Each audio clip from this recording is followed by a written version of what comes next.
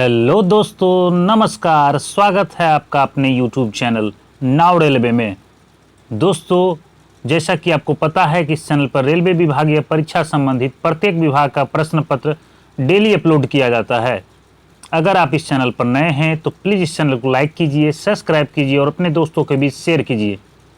दोस्तों, आज का प्रश्न पत्र south western railway Hubli division में हुए 20% LDC कोटा के लिए SNT डिपार्टमेंट में जो एग्ज़ाम हुआ था जूनियर इंजीनियर टेलीकॉम पद के लिए, उसका प्रश्न पत्र दोस्तों आज हम लोग हल करेंगे।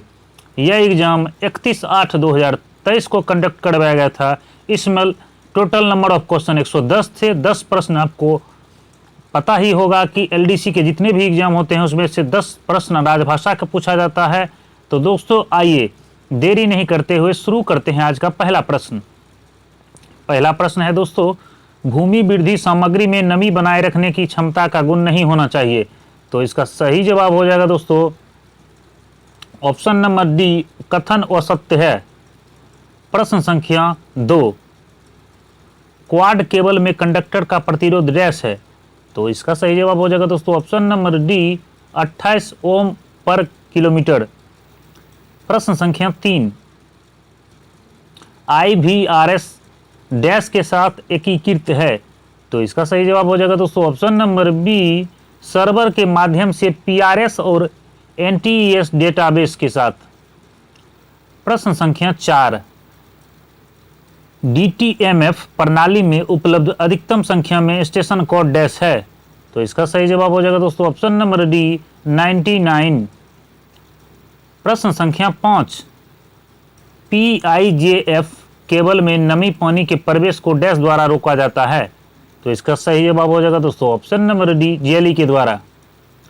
प्रश्न संख्या 6, कॉल सेंटर आधारित IVRS में PBX स्विच डैश से सुसज्जित है।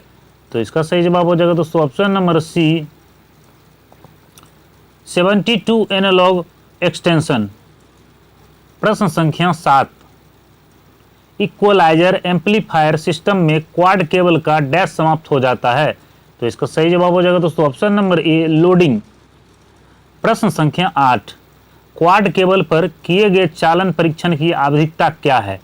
तो इसका सही जवाब हो जाएगा दोस्तों ऑप्शन नंबर डी, मासिक। प्रश्न संख्या 9, क्वाड केबल पर किए गए सोफोमेट्रिक शोर परीक्षण की आवधिकता कितनी होती है। तो इसका सही जवाब हो जाएगा दोस्तों ऑप्शन नंबर बी, त्रैमासिक।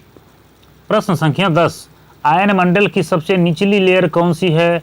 तो इसका सही जवाब हो जाएगा दोस्तों ऑप्शन नंबर ए, डी। प्रश्न संख्या 11, दिन के समय प्रसार के लिए किस उच्च फ्रीक्वेंसी लेयर का उपयोग किया जाता है। तो इसका सही जवाब हो जाएगा दोस्तों option number B, D layer. प्रश्न संख्या 12, 2 तार वाले 12 तरफे टेलीफोन में एक मास्टर और डैश स्लेव फोन होते हैं। तो इसका सही जवाब हो जाएगा एक मास्टर और 10 स्लेव फोन होते हैं। प्रश्न संख्या 13, ऑटो डायलिंग प्रणाली का उपयोग आपातकालीन स्थिति में ट्रैक किनारे डैश सुविधा प्रदान करने के लिए किया जाता है। तो इसका सही जवाब हो जाएगा दोस्तों option number C, railway auto phone और BSNL फोन। प्रश्न संख्या 14, केबलों के जुड़ने के पूरा होने के बाद क्वाड केबल के इंसुलेशन प्रतिरोध का परीक्षण डैश मेगर के साथ किया जाएगा। तो इसका सही जवाब हो जाएगा दोस्तों ऑप्शन नंबर बी, 100 वोल्ट के मेगर के साथ। प्रश्न संख्या 15, LED आधारित डिस्प्ले बोर्डों की संख्या डैश है जिन्हें PDCH के एक OP पोर्ट से जोड़ा जा सकता है। तो इसका सही जवाब हो जाएगा दोस्तों ऑप्शन नंबर बी, बोर्डों की संख्या 8 होगी। प्रश्न संख्या 16, नेटवर्क वीडियो रिकॉर्डर का उपयोग डैश में किया जाता है। तो इसका सही जवाब हो जाएगा दोस्तों ऑप्शन नंबर बी, IP आधारित CCTV निगरानी प्रणाली के लिए। प्रश्न संख्या 17, BPSC सर्किट पर क्रॉस टॉक टेस्ट के लिए लागू टोन फ्रीक्वेंसी क्या है। तो इसका सही जवाब हो जाएगा दोस्तों ऑप्शन नंबर डी, 155 kph। प्रश्न संख्या 18, स्टेशन पर सूचना प्रदान करने वाली प्रणालियों में से एक डैश है। तो इसका सही जवाब हो जाएगा दोस्तों ऑप्शन नंबर डी सीसीटीवी। प्रश्न संख्या 19, लंबी दूरी के लिए एचएफ संचार के लिए डैश लेयर सबसे महत्वपूर्ण है। तो इसका सही जवाब हो जाएगा दोस्तों option number B F layer. प्रश्न संख्या 20, एक विविधता योजना जिसमें 2 या 2 से अधिक रिसीवर और एक एकल एंटीना का उपयोग किया जाता है डैश कहलाता है। तो इसका सही जवाब हो जाएगा दोस्तों ऑप्शन नंबर ए फ्रीक्वेंसी विविधता यानी कि फ्रीक्वेंसी डाइवर्सिटी। प्रश्न संख्या 21, डीटीएमएफ प्रणाली में प्रयुक्त टोन की संख्या कितनी होती है। तो इसका सही जवाब हो जाएगा दोस्तों ऑप्शन नंबर डी 8। प्रश्न संख्या 22, यूजी केबल के लिए व्यापक रूप से उपयोग की जाने वाली केबल बिछाने की विधि डैश है। तो इसका सही जवाब हो जाएगा दोस्तों ऑप्शन नंबर बी जमीन में सीधा बिछाना। प्रश्न संख्या 23, छोटे पुल के प्रत्येक तरफ डैश मीटर का केबल रिजर्व प्रदान किया जाना है। तो इसका सही जवाब हो जाएगा दोस्तों ऑप्शन नंबर डी 5 मीटर का। प्रश्न संख्या 24, प्रमुख गर्डर ब्रिज के प्रत्येक तरफ डैश मीटर का केबल रिजर्व प्रदान किया जाना है। तो इसका सही जवाब हो जाएगा दोस्तों ऑप्शन नंबर ए 10 मीटर। प्रश्न संख्या 25, केबल मार्ग संकेतक सामान्य पथ पर प्रत्येक डैश मीटर पर लगाए जाने चाहिए। तो इसका सही जवाब हो जाएगा दोस्तों ऑप्शन नंबर सी 50 मीटर पर। प्रश्न संख्या 26, 4x6 क्वाड केबल सिस्टम में प्रयुक्त व्युत्पत्ति केबल डैश है। तो इसका सही जवाब हो जाएगा दोस्तों ऑप्शन नंबर ए PIGF केबल। प्रश्न संख्या 27, कॉल सेंटर यात्रियों को ट्रेन से संबंधित जानकारी प्रदान करने वाली प्रणाली को डैश है।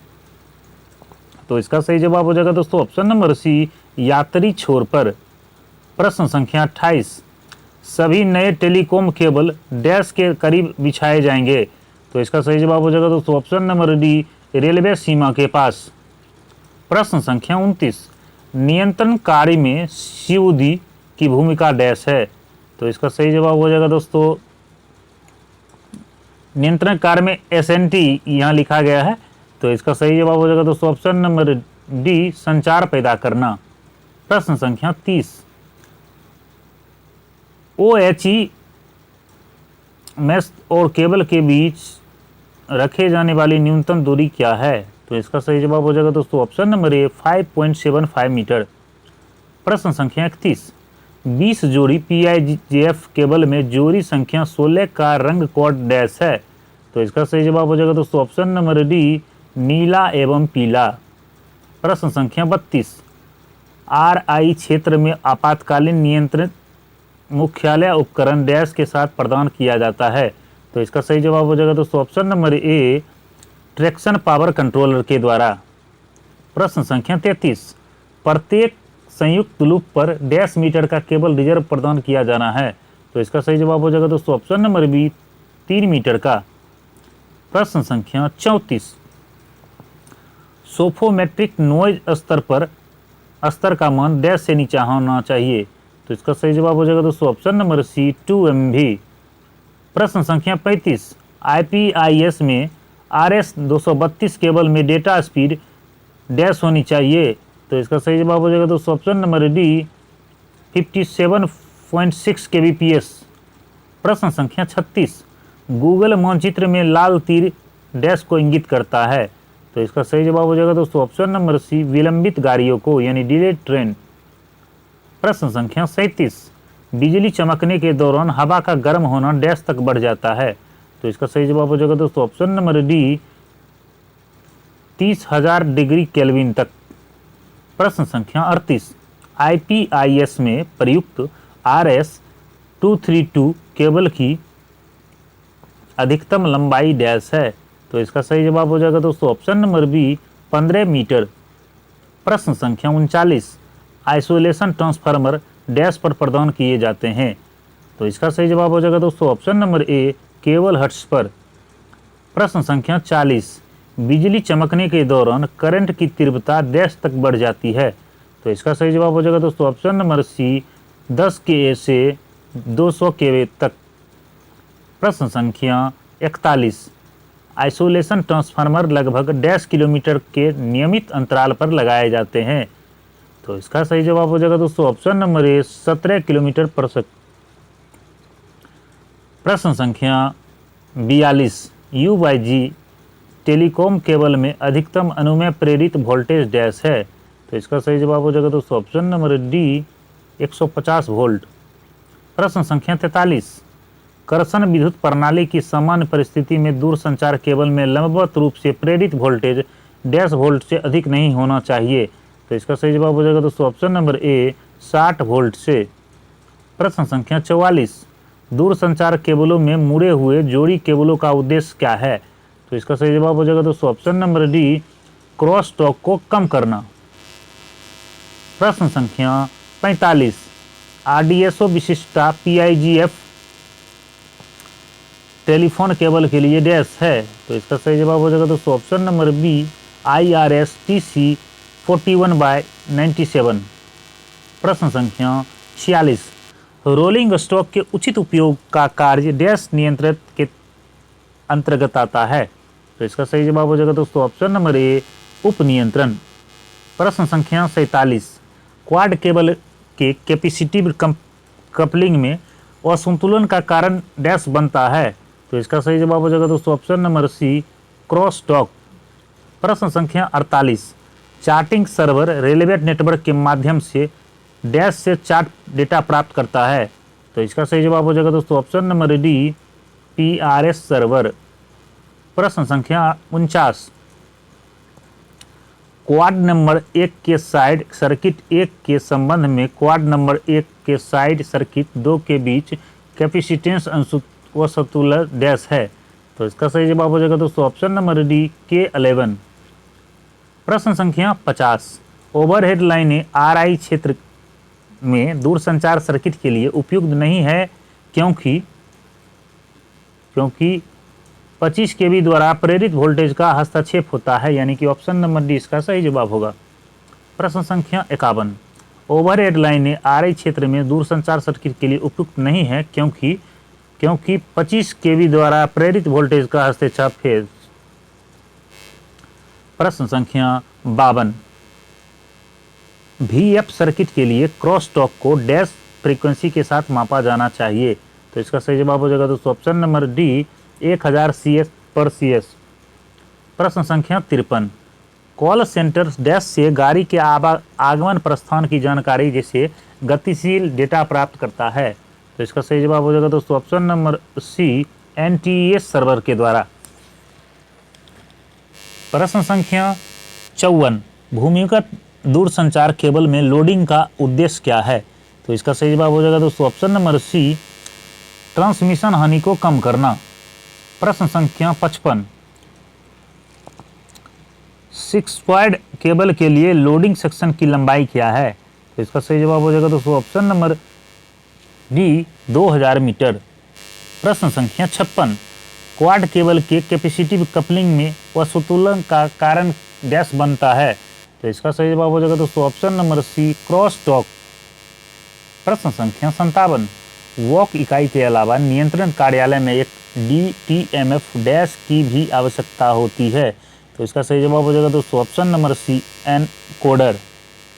प्रश्न संख्या 58, IPIS में प्रयुक्त RS485 केबल की अधिकतम लंबाई डैश होनी चाहिए।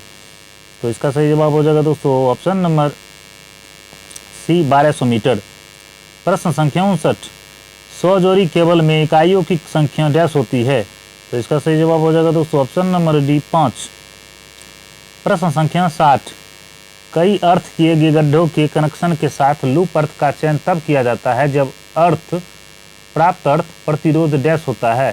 तो इसका सही जवाब हो जाएगा दोस्तों ऑप्शन नंबर ए 1 ओम के बराबर या उससे कम प्राप्त नहीं है। प्रश्न संख्या 61, भूमिगत टेलीकॉम केबल में लोडिंग का उद्देश्य क्या है। तो इसका सही जवाब हो जाएगा दोस्तों ऑप्शन नंबर डी ट्रांसमिशन हानि को कम करना। प्रश्न संख्या 62, टेलीकॉम प्रतिष्ठानों में बसवार पर स्वीकार पृथ्वी प्रतिरोध 1 ओम से अधिक है। तो इसका सही जवाब हो जाएगा दोस्तों ऑप्शन नंबर डी, यह कथन गलत है। प्रश्न संख्या 63, अकेले उछाल के कारण हानि का प्रतिशत क्षति की लागत डैश है। तो इसका सही जवाब हो जाएगा दोस्तों ऑप्शन नंबर ए 30.30%। प्रश्न संख्या 64, क्वाड केबल पर किए गए ट्रांसमिशन हानि परीक्षण की आवधिकता डैश है। तो इसका सही जवाब हो जाएगा दोस्तों ऑप्शन नंबर ए मंथली। प्रश्न संख्या 65, RTSF ज्वाइंटिंग किट में जेली का उद्देश्य क्या है। तो इसका सही जवाब हो जाएगा दोस्तों ऑप्शन नंबर ए पानी के प्रवाह को रोकना। प्रश्न संख्या 66, IPIS में संस्करण 3 के बाद PDB और CGDB में उपयोग किए जाने वाले LED का रंग क्या होता है। तो इसका सही जवाब हो जाएगा दोस्तों ऑप्शन नंबर बी सफ़ेद। प्रश्न संख्या 67, गुलाम घड़ियाँ जो मास्टर घड़ी के बिना काम नहीं कर सकती डैश कहलाती है। तो इसका सही जवाब हो जाएगा दोस्तों ऑप्शन नंबर बी आवेग घड़ियाँ। प्रश्न संख्या 68, 20 जोड़ी केबल में इकाइयों की संख्या डैश है। तो इसका सही जवाब हो जाएगा दोस्तों ऑप्शन नंबर ए 4। प्रश्न संख्या 69, डैश नियंत्रण सर्किटों की संख्या को IWCE से जोड़ा जा सकता है। तो इसका सही जवाब हो जाएगा दोस्तों ऑप्शन नंबर बी 8। प्रश्न संख्या 70, IPIS के संस्करण 4 में निम्नलिखित डैश परिवर्तन किए गए हैं। तो इसका सही जवाब हो जाएगा दोस्तों ऑप्शन नंबर बी डिवाइसों को निर्दिष्ट किए जाने वाले IP एड्रेस। प्रश्न संख्या 71, नियंत्रण टेलीफोन के अलावा रास्ते के स्टेशन पर DTMF डैश की भी आवश्यकता होती है। तो इसका सही जवाब हो जाएगा दोस्तों ऑप्शन नंबर डी डिकोडर। प्रश्न संख्या 72, टेलीकॉम स्विच बोर्ड केबल का उपयोग किसके लिए किया जाता है। तो इसका सही जवाब हो जाएगा दोस्तों ऑप्शन नंबर ए इंडोर टेलीकॉम वायरिंग। प्रश्न संख्या 73, स्विच बोर्ड केबल की विशेषता प्रतिबाधा डैश है। तो इसका सही जवाब हो जाएगा दोस्तों ऑप्शन नंबर ए 600 ओम। प्रश्न संख्या 74, स्विच बोर्ड केबल में रिप कॉर्ड का उद्देश्य क्या है। तो इसका सही जवाब हो जाएगा दोस्तों ऑप्शन नंबर ए PVC को हटाने की सुविधा के लिए। प्रश्न संख्या 75, कॉल सेंटर आधारित IVRS में BSNL एक्सचेंज और कॉल सेंटर के बीच कनेक्टिविटी डैश के माध्यम से होती है। तो इसका सही जवाब हो जाएगा दोस्तों option number D digital circuit के माध्यम से। प्रश्न संख्या 76, डिजिटल वीडियो रिकॉर्डर यानी DVR का उपयोग डैश में किया जाता है। तो इसका उपयोग दोस्तों एनालॉग आधारित CCTV निगरानी प्रणाली के लिए किया जाता है। प्रश्न संख्या 77, STP केबलों में डैश का उपयोग स्क्रीन के रूप में किया जाता है। तो इसका सही जवाब हो जाएगा दोस्तों option number D aluminium foil का। प्रश्न संख्या 78, 10 Mbps तक संचारित करने वाली UTP केबल डैश है। तो इसका सही जवाब हो जाएगा दोस्तों ऑप्शन नंबर सी कैट 3। प्रश्न संख्या 79, 16 Mbps तक संचारित करने वाली UTP केबल डैश है। तो इसका सही जवाब हो जाएगा दोस्तों ऑप्शन नंबर सी कैट 4। प्रश्न संख्या 80, स्विच बोर्ड केबल की विशेषता डैश है। तो इसका सही जवाब हो जाएगा दोस्तों option number A check specific number GR/WIR/06/03 of March 2022। प्रश्न संख्या 81, 50 जोड़ी स्विच बोर्ड केबल में 37वें जोड़े का रंग कोड क्या है। तो इसका सही जवाब हो जाएगा दोस्तों ऑप्शन नंबर बी नारंगी एवं लाल। प्रश्न संख्या 82, 0.51 मिलीमीटर कंडक्टर व्यास PIGF केबल का लूप प्रतिरोध डैश है। तो इसका सही जवाब हो जाएगा दोस्तों ऑप्शन नंबर बी 184 ओम। प्रश्न संख्या 83, एक पोर्टेबल आपातकालीन नियंत्रण टेलीफोन का उपयोग डैश द्वारा किया जाता है। तो इसका सही जवाब हो जाएगा दोस्तों option number C loco pilot और गार्ड के द्वारा। प्रश्न संख्या 84, सह अक्षीय केबल की समान प्रतिबाधा डैश या डैश ओम होगी। तो इसका सही जवाब हो जाएगा दोस्तों ऑप्शन नंबर बी 40 से 50 या 70 से 80 ओम। प्रश्न संख्या 85, STP केबल में डैश का उपयोग स्क्रीन के रूप में किया जाता है। तो इसका सही जवाब हो जाएगा दोस्तों option number D aluminium foil. प्रश्न संख्या 86, सामान्य तौर पर CAT केबल डैश प्रकार के कनेक्टर से जुड़े होते हैं। तो इसका सही जवाब हो जाएगा दोस्तों ऑप्शन नंबर डी RJ45। प्रश्न संख्या 87, UTP केबल का पूर्ण रूप क्या है, यानी फुल फॉर्म पूछ रहा है। तो इसका फुल फॉर्म हो जाएगा दोस्तों option number D unshielded twisted pair. प्रश्न संख्या 88, नियंत्रण सर्किट के लिए उपयुक्त सिग्नलिंग प्रणाली का प्रकार डैश है। तो इसका सही जवाब हो जाएगा दोस्तों ऑप्शन नंबर सी DTMF। प्रश्न संख्या 89, स्विच बोर्ड केबल की विशेषता प्रतिबाधा डैश है। तो इसका सही जवाब हो जाएगा दोस्तों ऑप्शन नंबर बी 600 ओम। प्रश्न संख्या 90। वर्तमान में डैश प्रकार के VF repeaters 6 quad QG cable media के साथ काम कर रहे हैं। तो इसका सही जवाब हो जाएगा दोस्तों ऑप्शन नंबर ए इक्वलाइजर या तुल्यकारक। प्रश्न संख्या 91। रास्ते के स्टेशनों पर उपलब्ध कराए गए नियंत्रण टेलीफोन में कोई डैश सुविधा नहीं है। तो इसका सही जवाब हो जाएगा दोस्तों ऑप्शन नंबर बी डायलिंग सुविधा। प्रश्न संख्या 92। क्वाड केबल के परीक्षण के लिए ब्लॉक BPSC और IV सर्किट को डिस्कनेक्ट करने से पहले स्टेशन मास्टर से डैश प्राप्त करना होगा। तो इसका सही जवाब हो जाएगा दोस्तों ऑप्शन नंबर सी विच्छेदन ज्ञापन। प्रश्न संख्या 93। एकीकृत केबल पथ आरेख का उद्देश्य डैश है। तो इसका सही जवाब हो जाएगा दोस्तों ऑप्शन नंबर बी केबलों की सुरक्षा के लिए। प्रश्न संख्या 94। क्वाड केबल में BPSC सर्किट का परीक्षण डैश से डैश तक किया जाएगा। तो इसका सही जवाब हो जाएगा दोस्तों ऑप्शन नंबर बी स्थान से स्थान तक। प्रश्न संख्या 95। क्वाड केबल का समय समय पर जेई दूरसंचार द्वारा डैश आधार पर परीक्षण किया जाना चाहिए। तो इसका सही जवाब हो जाएगा दोस्तों ऑप्शन नंबर बी मासिक यानी कि महीने में एक बार। प्रश्न संख्या 96।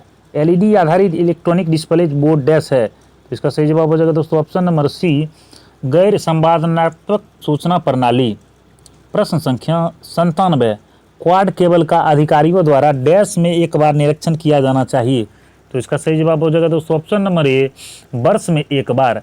प्रश्न संख्या 98। 1.4 मिलीमीटर व्यास कंडक्टर के 4x6 PIJF क्वाड केबल का RDSO विनिर्देश डैश है। तो इसका सही जवाब हो जाएगा दोस्तों ऑप्शन नंबर बी RDSO/SPN/TC/7207। प्रश्न संख्या 99। इलेक्ट्रॉनिक LC गेट फोन में एक मास्टर और स्लेव फोन होते हैं। तो इसका सही जवाब हो जाएगा दोस्तों option number C 6 slave phone 6 होते हैं। प्रश्न संख्या 100। क्लास B SPD के बीच डैश प्रदान किया जाना है। तो इसका सही जवाब हो जाएगा दोस्तों ऑप्शन नंबर ए न्यूट्रल अर्थ और RYB फेस एंड। उसके बाद आपको पता होगा दोस्तों 100 से 110 तक आपको राजभाषा का प्रश्न पूछा गया है। तो आइए उसको भी दोस्तों देख लेते हैं। पहला प्रश्न है भाषाओं के किस क्रम में स्टेशन घोषणाएं की जानी है। तो पहले क्षेत्रीय भाषा, फिर हिंदी, उसके बाद अंग्रेजी। ऑप्शन नंबर बी इसका सही जवाब होगा दोस्तों। प्रश्न संख्या 102। अरुणाचल प्रदेश की राजभाषा क्या है। तो इसका सही जवाब हो जाएगा दोस्तों ऑप्शन नंबर डी अंग्रेजी। प्रश्न संख्या 103। संघ के सरकारी कामकाज में अंकों के किस रूप का प्रयोग किया जाना है। तो इसका सही जवाब हो जाएगा दोस्तों ऑप्शन नंबर डी भारतीय अंकों का अंतर्राष्ट्रीय रूप। प्रश्न संख्या 104। हिंदी निबंध, वाक और टिप्पण एवं प्रारूप लेखन प्रतियोगिता में सहभागिता करने के लिए कौन से क्षेत्र के हिंदीतर भाषी प्रतिभागी को ग्रेस मार्क दिया जाता है। तो इसका सही जवाब हो जाएगा दोस्तों ऑप्शन नंबर सी गौ क्षेत्र के।